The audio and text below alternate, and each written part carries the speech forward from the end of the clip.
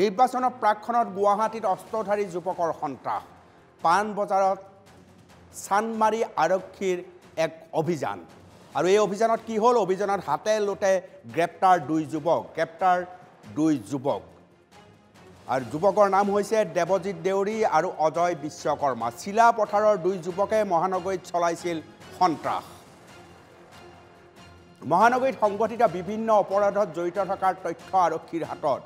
দুই যুৱকৰ পৰা 7.65 পিস্তলৰ 3 জাই সজীৱ গুলি উদ্ধাৰ এতিয়াও পিস্তলটো উদ্ধাৰ কৰিব পৰা নাই চানমাৰী আৰক্ষীয়ে জালনোট সৰবৰাহৰ গোচৰত তেজপুৰত পূৰ্বতেও গ্ৰেপ্তাৰ হৈছিল দুই যুৱক গ্যাংটোৰ অন্য দুই সদস্য অজিত গগৈ আৰু ধ্ৰুৱজ্যোতি নাথক পূৰ্বে গ্ৰেপ্তাৰ কৰিছিল চানমাৰী আৰক্ষীৰ জেৰাত অজিত ধ্ৰুৱজ্যোতিয়ে নাম লৈছিল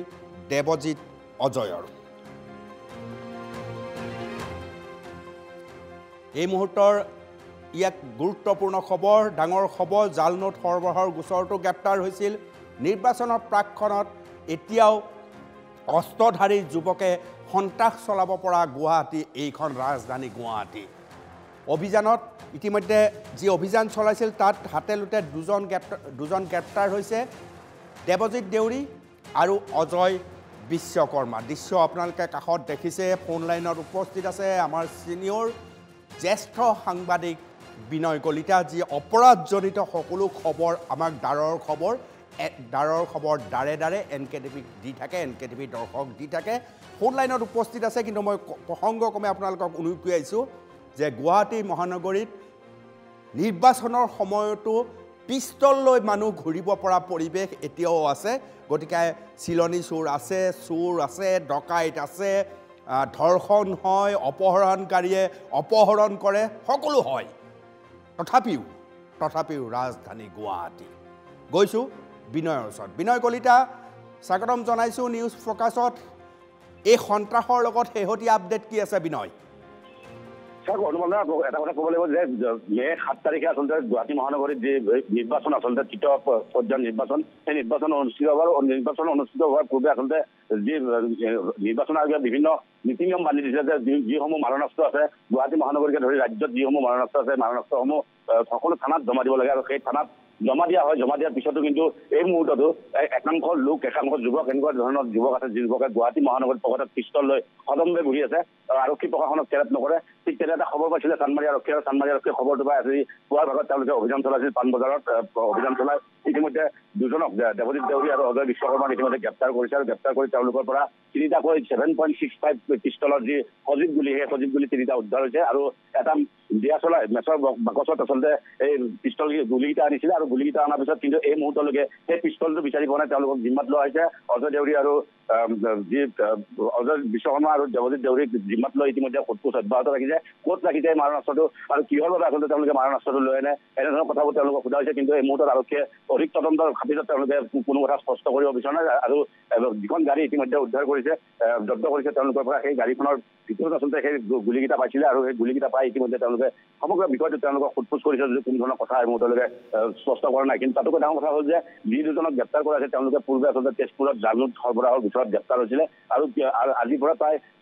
এইটো বছৰৰে চলিত বছৰৰ 21 মাৰ্চত দুজন যুৱকক গ্ৰেপ্তাৰ কৰিছিল চানমাৰী আৰক্ষীয়ে ধ্ৰুৱজ্যোতি নাথ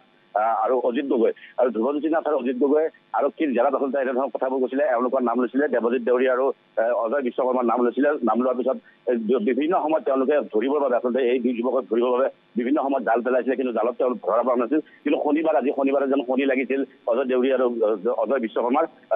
দেৱজিৎ দেউৰী আৰু অজয় বিশ্বকৰ্মাৰ তাৰপিছতে তেওঁলোকক ইতিমধ্যে গ্ৰেপ্তাৰ কৰা হৈছে গ্ৰেপ্তাৰ কৰাৰ পিছত বিভিন্ন কথা ওলাইছে আচলতে এনে একাংশ যুৱক আছে গুৱাহাটী মহানগৰত দিয়ে 1 লাখ টকাৰ বিনিময়ত আপোনাৰ হাতত তুলি দিব পাৰে মাৰণাস্ত্ৰ এনেধৰণৰ কথাবোৰ এই গুৱাহাটী মহানগৰত কিন্তু নিৰ্বিঘ্নে চলি আছে কিন্তু আৰক্ষী প্ৰশাসনে কোনো ধৰণৰ পদক্ষেপ এই মুহূৰ্তলৈকে লোৱা পৰিলক্ষিত হোৱা নাই যি ধৰণৰ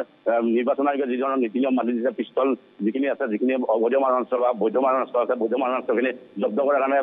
আৰক্ষী থানাত জমা কৰাৰ বাবে তেওঁলোকক কৈছিলে আৰু সেইমতে আচলতে ৰাজ্যত আৰক্ষী থানাত 14,495টা মাৰণাস্ত্ৰ ইতিমধ্যে জব্দ হৈছে য'ত নেকি 18,490টা মাৰণাস্ত্ৰ আছে গতিকে এই মাৰণাস্ত্ৰখিনি জব্দ কৰাৰ পিছত জমা থোৱাৰ পিছতো কিন্তু এই মুহূৰ্ততো গুৱাহাটী মহানগৰীত সদম্ভে একাংশ যুৱকে আচলতে এনেধৰণৰ মাৰণাস্ত্ৰলৈ ঘূৰি আছে।